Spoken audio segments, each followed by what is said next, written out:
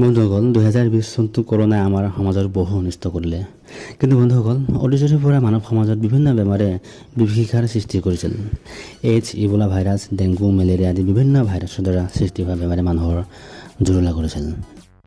1518 চনৰ জুলাই মাহত ৰোমান সাম্ৰাজ্যৰ মানুহৰ মাজত এক আচৰিত বেমাৰ বিয়পি পৰিছিল। এই ঘটনা সংঘটিত হৈছিল ষ্ট্ৰেছবাৰ্গ আলাস্কাত। ই বৰ্তমান ফ্ৰান্সৰ অধীনত। সাম্ৰাজ্যৰ প্ৰায় মানুহ ৰাস্তালৈ ওলাই আহি নাচিব আৰম্ভ কৰিছিল।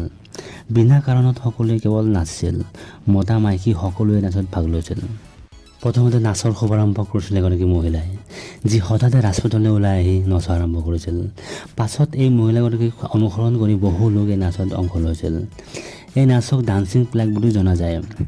এই নাচ প্ৰায় এমাহ ধৰি চলিছিল। বহু লোক নাচি নাচি হাৰ্ট এটেকৰ ফলত মৃত্যুমুখত পৰিছিল। প্ৰায় 400-500 মানুহৰ এনেকৈ মৃত্যু হৈছিল। ডান্সিং প্লেগ বুৰঞ্জীৰ এক অতি বিচিত্ৰ ঘটনা বুলি ক'ব পাৰি। কলৰাডোৰ বাসিন্দা লিঅ'ড অলছেনৰ চিকেন খাব মন যোৱাত তেখেতে সন্ন্যাসৰ হতুৱাই বজাৰৰ পৰা এটা মুৰ্গী কিনি আনিলে। অলছেনে মুৰ্গীটো মৰাৰ বাবে চিৰচ্ছেদ কৰিলে। তেতিয়া ভুলবশতঃ দাৰ খাপটো সম্পূৰ্ণ ডিঙিত নপৰি অলপ ওপৰৰে পৰিল। কুকুৰাৰ মুখমণ্ডলৰ ঠিক কাণৰ তলেৰে দাৰ খাপটো পৰিল।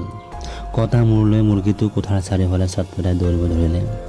অলছেনে ভাবিছিল যে কিছুপৰ পাছত মুৰ্গীটোৰ মৃত্যু হ'ব, কিন্তু এনেকুৱা নহ'ল।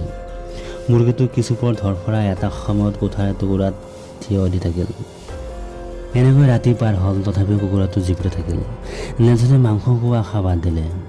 এনেকৈ প্ৰায় 2 বছৰ কাল মুৰ্গীটো জীৱিত হৈ আছিল, মুণ্ডহীন হৈ। সেই সময়ত ঘটনাটো ওচৰ পাজৰৰ অঞ্চলত বিয়পি পৰিছিল। মুৰ্গীটো চাবৰ বাবে মানুহৰ আগমন ঘটিছিল। নেলছনে মাজে সময়ে মুৰ্গীটোৰ কটা খাদ্যনলীৰ আৰু সৰু ড্ৰপাৰৰ সহায়ত জুলীয়া খাদ্য ভৰাই দিছিল। এনেদৰে 2 বছৰ কাল থকাৰ পাছত মাৰ্চ মাহৰ 1974 চনত কুকুৰাটোৰ মৃত্যু হৈছিল। ব্ৰাজিলৰ লেগুনা টাউনত মাছমৰীয়া আৰু ডলফিন উভয়ে একেলগে মাছ চিকাৰ কৰে।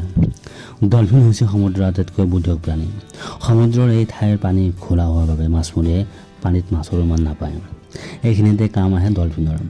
ডলফিনে পানীত কোলাহলৰ সৃষ্টি কৰি মাছবোৰ মাছমৰীয়াৰ জাললৈ ঠেলি পঠায়। মাছ ধৰা এই প্ৰক্ৰিয়া ব্ৰাজিলত বহু শতিকা আগৰে পৰা চলি আহিছে। আমি প্ৰত্যেকেই বছৰৰ শেষত নতুন বছৰৰ স্বাগতম বৰ ধুমধামেৰে কৰোঁ। পাৰ্টি, ঘূৰা ফুৰা আদি কৰি আমি বৰ আনন্দেৰে নতুন বছৰক স্বাগতম জনাওঁ।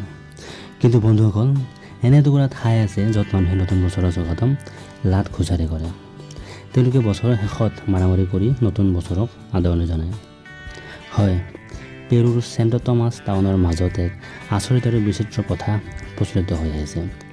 প্ৰত্যেক বছৰে 25 ডিচেম্বৰ তাৰিখে ইয়াৰ বাসিন্দাসকলে এক উৎসৱত ভাগ লয়, য'ত ইজনে সিজনক লাট খোজাৰে সম্ভাষণ জনায়। এই উৎসৱত মাক দেউতাকৰ লগতে ল'ৰা ছোৱালীয়েও ভাগ লয়। ইয়াৰ মানুহৰ মাজত বিশ্বাস যে এনেকৈ মাৰামাৰি কৰি প্ৰত্যেকেই পুৰণি শত্ৰুতা পাহৰি নতুন বছৰৰ আদৰণি এক স্বচ্ছ মনেৰে কৰে।